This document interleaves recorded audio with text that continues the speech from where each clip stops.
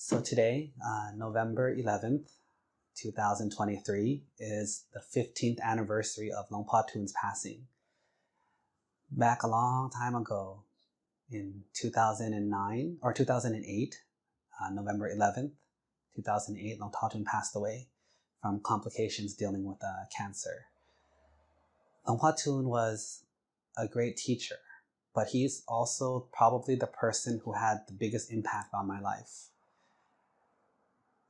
He didn't have an impact directly between me and him, but he had the biggest impact based on how he taught my mother. So maybe I can give you a couple minutes of a background real quick. My mom was what they used to call a tiger mom. She's still with us. She's an amazing woman. She had the enough skill to work, earn a living, enough to raise an entire family with just her own income. She did all the jobs of a mother. She cleaned, she cooked, she cared. She took us to extracurricular activities after school, swimming, taekwondo, dance for my sister. We had everything. We learned piano on the weekends that we never practiced. We did everything. On top of that, my mom had something driving her inside her heart, which was, I didn't understand it at the time. I didn't know what it was. I didn't know what she was doing. But she was very dedicated to find, it was like she was looking for a secret or a treasure. And she did it her whole life. I always remember her chanting at night, like praying in the morning, praying at night, telling the kids to pray. We prayed in Thai, Bali, and Chinese. We even learned a couple Chinese prayers because that's what you're supposed to do. I remember over the years, we had many statues of Jalmag Mae Kwan Im, or like the different Devas or different Buddhas, the fat Buddha, the Buddha. And, I never knew who they were. I never knew what it meant. All I knew was that this was important to my mom. But on the other side, my mom, that came along with being a successful businesswoman, a mother, also came a level of aggressiveness and complaining and nagging and trying to control a lot. And that put a lot of pressure on our family, like a lot. It put pressure on me, put pressure on my sister, especially in our teenage years when we tried to be independent and do things our way and, trying to do things that we want. It put a lot of pressure on my dad, that he had to be something that my mom wanted him to be, not what he was. And it caused a lot of fights and arguments and drama in the household. Nothing major, but it was constant. Like it was always there. And so our family had love, and our family practiced the Asian way of making sure we look good in public first. And whatever happens inside the home stays quiet as a secret. And so whenever we went to temples, which was all the time, like I said, my mom had a special thing, so we always went to the temples. We were like the perfect family. My dad was laughing and joking and smiling. My mom was donating a lot and the number one patron. Us kids were like, oh, you go to a good high school, you go to a good middle school, you get good grades, oh, you're so polite, you know how to bow, you know how to chant, you know how to say hi to the adults first. Wow, you guys are such a great family, great kids. And interesting enough, I never saw my mom drink that Kool-Aid, where she never got excited about that. But it was important that we did it. I didn't understand why, but I think I'm starting to now. Over the years, she did another thing that was weird. She was obsessed with monks, in the sense of she always wanted to know who was the right monk. Who was the guy who had the secret sauce, the secret recipe? Who had it? And she would search. And anyone who she thought had it, she would follow him.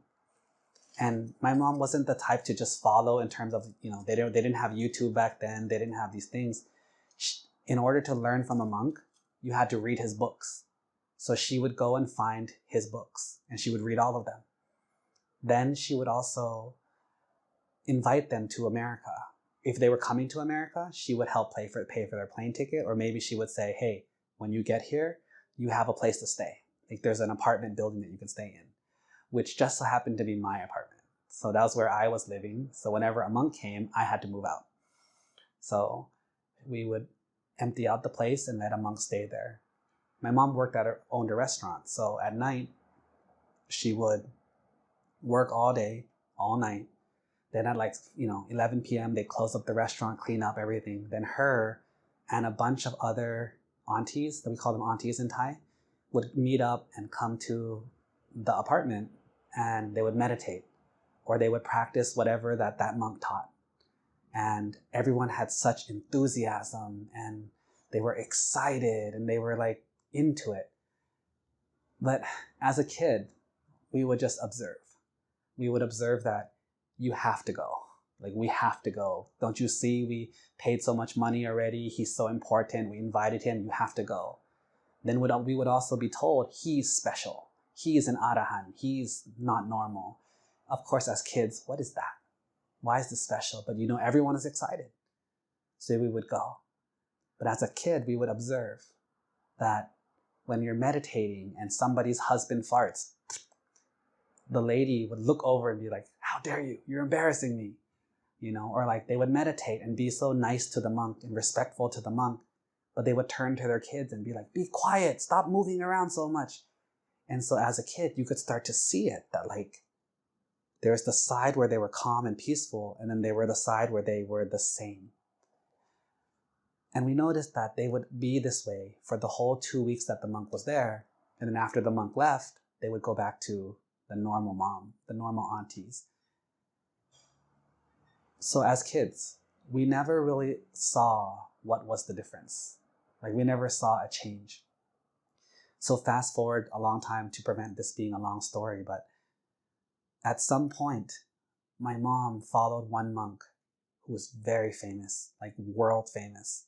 And she became, like she always does, his number one student, his number one supporter, his number one donor. And we got access to him in many ways. And we practiced everything he taught. He taught loving kindness, he taught meditation, and that's about it. But he taught that very strongly. Have metta, have loving kindness for everyone. Meditate a lot. Have you smiled today? And we practiced it a lot. And then at one point, he, right or wrong, I don't know, but he got hit with a court case, a serious case. He had issues with the Thai government, and he ended up getting put in jail in the United States. And most of his students abandoned him, or they just complained. But my mom was the person who went to court and tried to get him out. And she fought her butt off. She did everything. She paid. She had to literally fly to San Diego at the time and go to court, but not let anyone know, because we understood, whether true or not, that there were people that were hired to kill her, to get her to stop doing this case.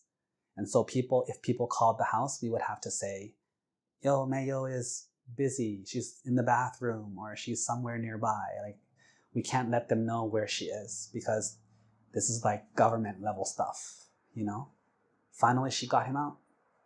But just like how I said earlier, how kids observe, my mom was always genius level smart.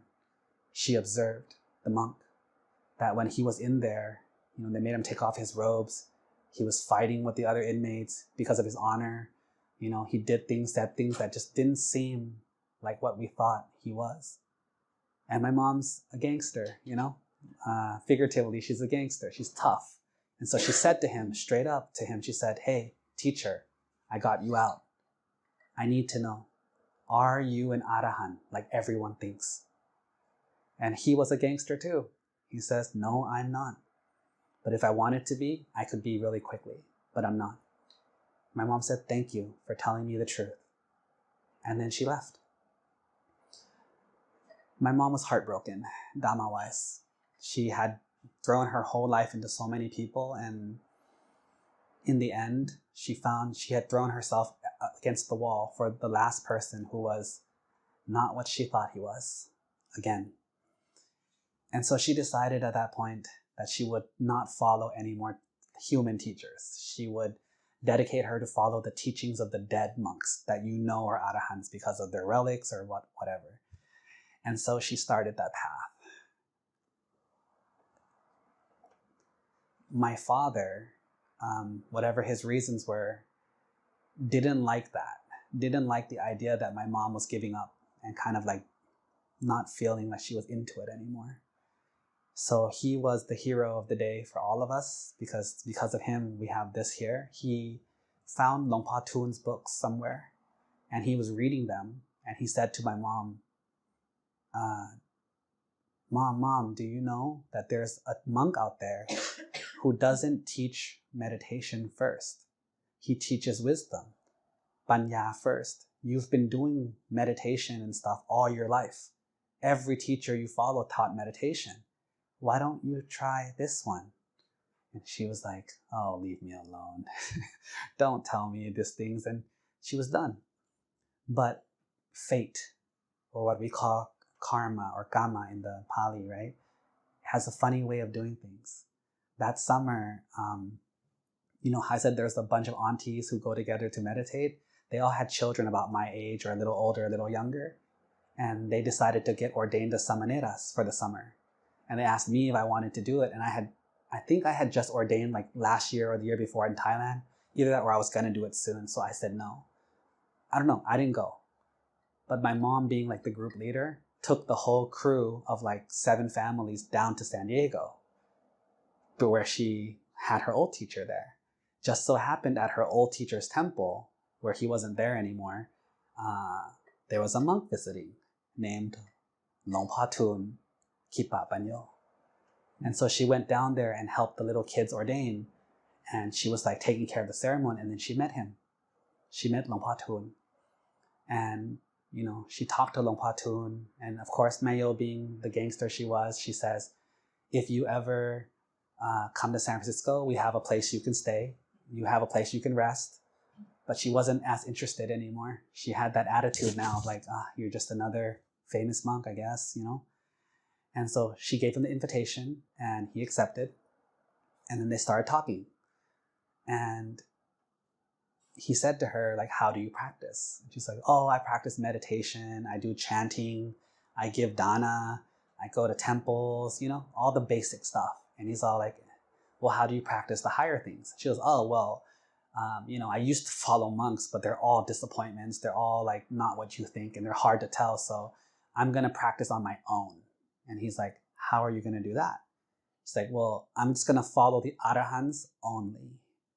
He's like, well, how are you, listen to the question carefully. How are you going to tell who's an arahant? She's like, easy.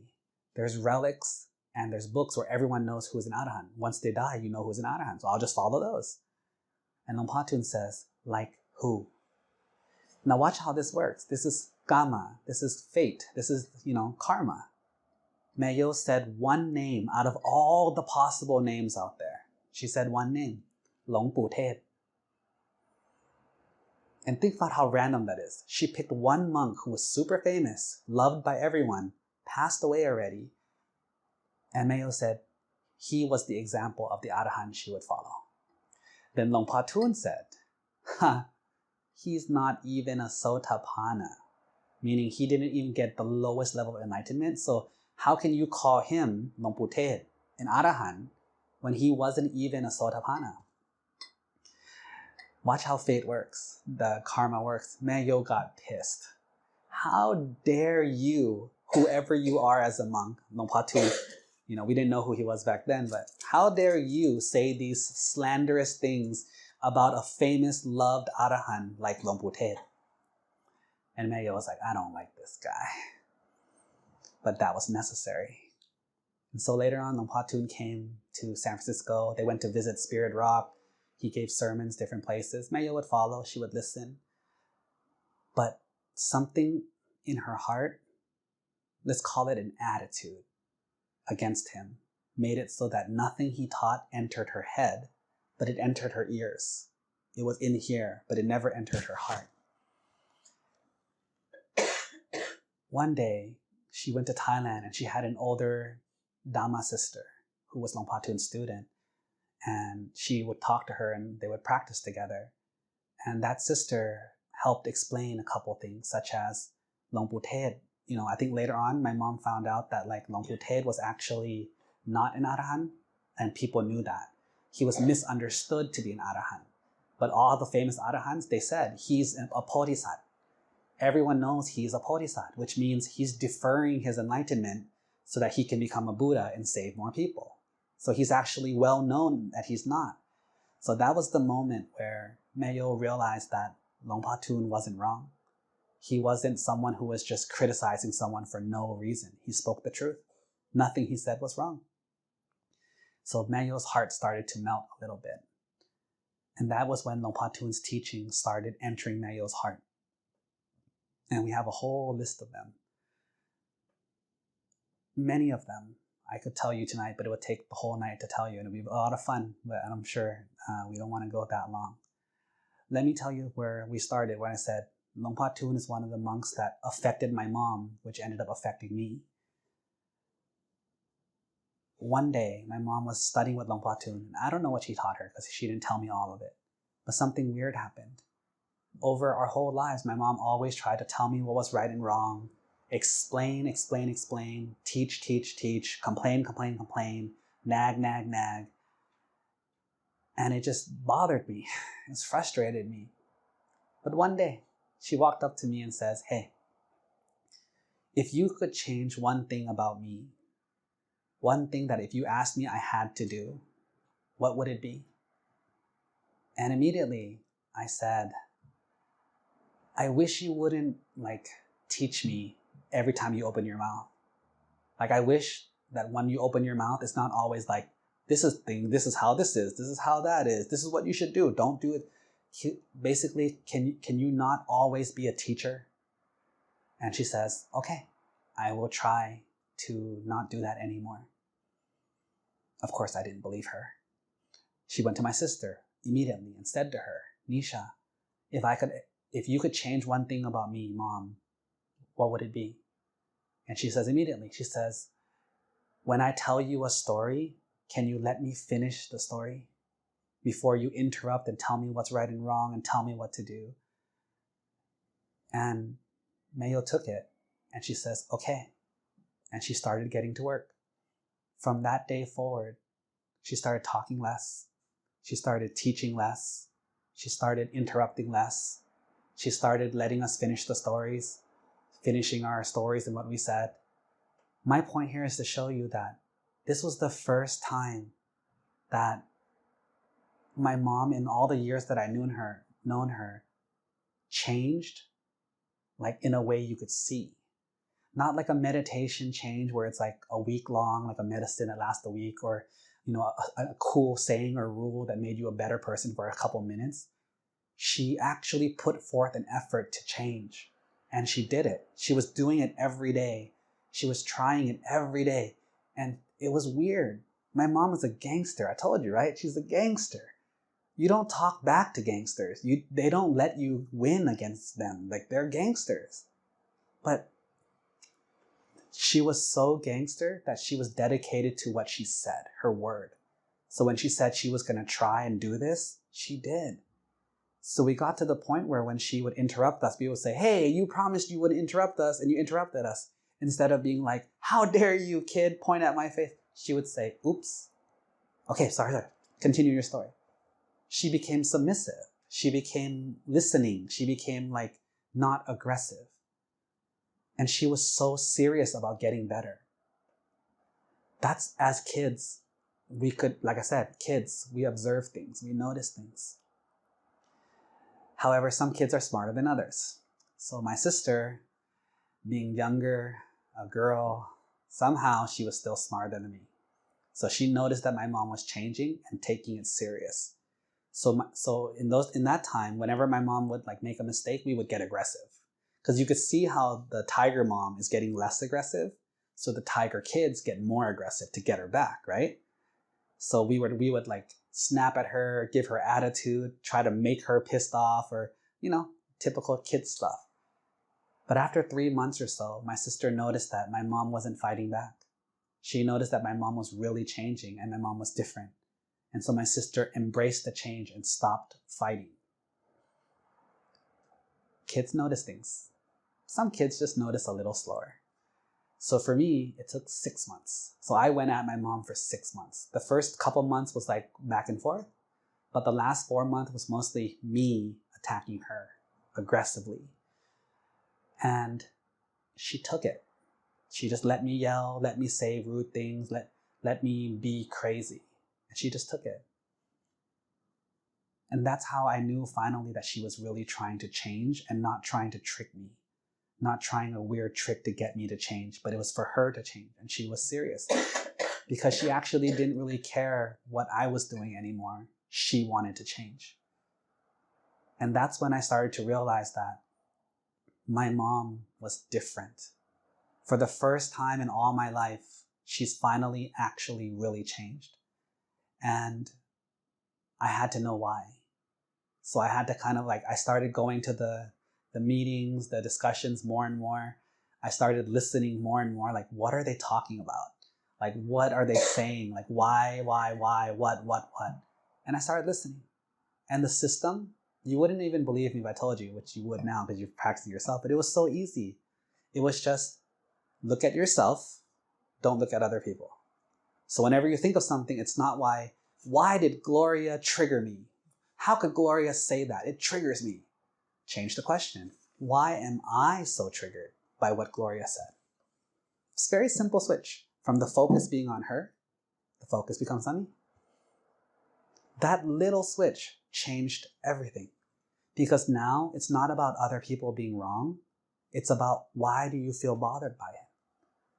Think about it. If someone calls you ugly, stinky, stupid, you're like, hey.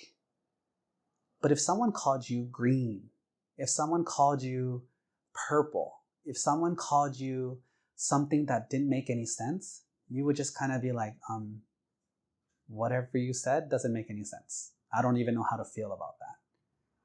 And so it becomes a thing where if they mention things that bother you, you get bothered. If they mention things that don't bother you, then it doesn't bother you. So if you can understand that, it comes back to why are you bothered by those particular things? Then another one of the really big ones that Luang Por Thoon taught my mom was look at the consequences of your actions. When you do something, when there's problems in your life, look at your choices and look at the consequences of your choices. And then decide whether your actions are smart or stupid. It's so logical. It's so simple. But no one does that.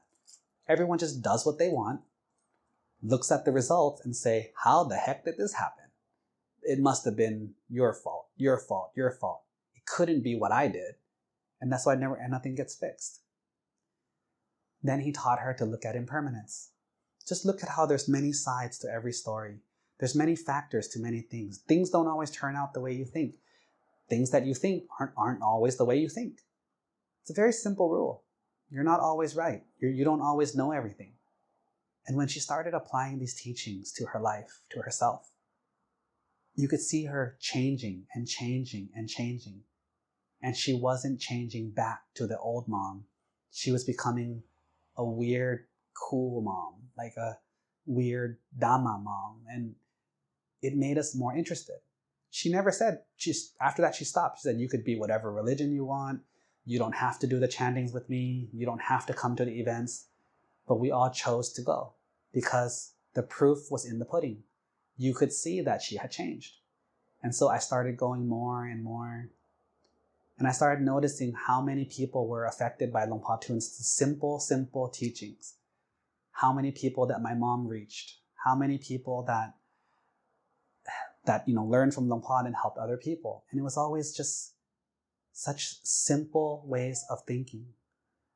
Let me give you a fun example, which is a little sad because the person who owns this example recently passed away. But it makes me think of her, A lot of you have heard this story before, which is called the McDonald's Big Mac story. A husband and a wife and their daughter were in Bangkok during the Chinese New Year's. And so for people who don't know, Chinese New Year's is when all the restaurants are closed because most the Chinese people run the restaurants and it's closed. And so they were driving around Bangkok, which is not their home. And looking for food. And so they found a McDonald's. And so they decided to stop at McDonald's. So they were in the drive-thru and they said, hey, can we just eat here? We're so hungry. Let's just eat here. And they're like, okay. Okay, so a little background story. That woman and her husband had spent many years in America, going to school, working at a restaurant. So they knew English, they knew McDonald's, they knew the culture here. And so when they were in Thailand, oh yeah, background number 2, the man was of Chinese origin. So they had this belief where they don't eat beef. So he pretty much hadn't eaten beef for a long time, and she knew this. So now back to the McDonald's part. So they were at the drive-thru, and he said to her, hey, can you go down and order some food? She's like, okay. She's like, well, what do you want? And he looks at the menu and says, I'll have a Big Mac. I'll have a number 1 Big Mac super meal. And she's like, she looks at him and says, Big Mac? Honey, you want a Big Mac? And he looks at her, looks at the menu, looks at her and says, yeah, that's what I said, right? I want a Big Mac. She looks at him again and, with her playful look, playful girliness, like, hey, are you sure you want a Big Mac? A Big Mac, honey, a Big Mac. He looks at her a little more angry. Yeah, a Big Mac. Yeah, a Big Mac. She turns to him for the 3rd time and says, honey, in Thai it's tilak. A very nice saying, like, lover, are you sure you want a Big Mac? A Big Mac? With her cute voice and everything. And he's looked at her and he got mad. Look, are you going to buy it or not? What is this, like, double, he got mad. And basically said maybe some mean things, which I wasn't there. Then she went down to buy the food. She bought 3 meals, came back to the car, gave everyone their meals. Let's imagine him eating his French fries, drinking his soda, open his Big Mac, looks at it, smells it, looks at it again, takes off a small piece and maybe touches his tongue or something and realizes this is beef. So he got so mad, he probably threw it at her and just said, like, what the hell are you doing? Do you want to fight? Don't you know I'm hungry? Why would you do this? What's wrong with you? Oh my gosh. She was so mad.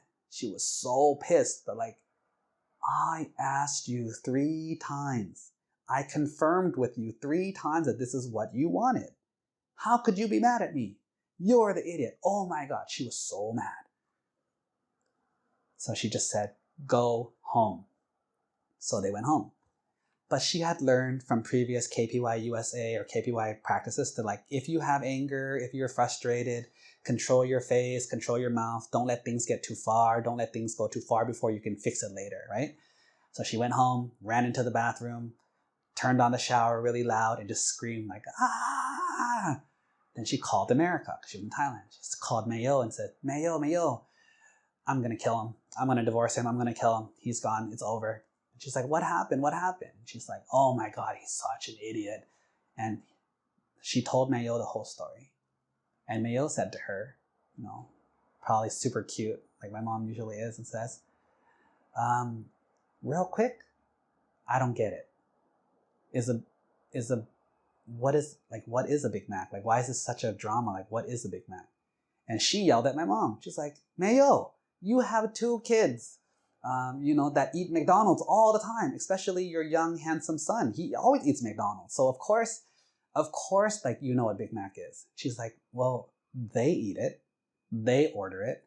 I pay for it. But I don't know. I don't eat it. I don't eat fast food. I don't drink soda. So I don't even know what a Big. She's like, oh. Then she hung up the phone. The person in Thailand hung up the phone. And Mayo later on talked to her later and was kind of like, well, hey, so what happened? Like, did you divorce him? Did you kill him? Like, what happened? And she's like, no, I realize now what's going on. She says, I realized that watch the Luang Por Thoon contemplation, inwards, not him. I made the assumption that we understand the same meaning for the same word. The word Big Mac means something to me, and it also has to mean the same thing to him. But here's where impermanence comes into play. When 2 people look at the same thing, they don't see the same thing. They see different things. Sometimes it's the same, sometimes it's different. You're not the one who controls what they know. But we were in America together. Yes. But I took the kids to Big Macs before. Yes. Did he? Probably not. But I've eaten Big Macs before. Yes. But he's probably not.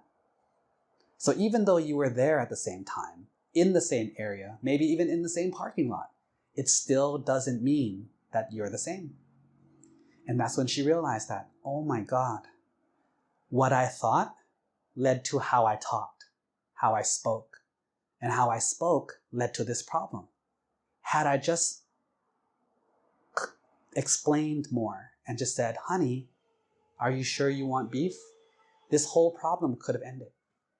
Had I just been more clear, this whole problem could have ended. But why was I not willing to do that?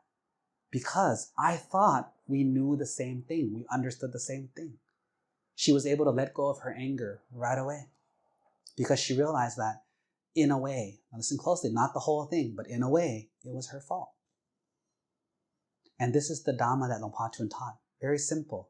All this suffering came from what? Just a simple misunderstanding in your head. You know, I'll give you another funny example, which is my sister was driving one day and was in a hurry, as she used to be.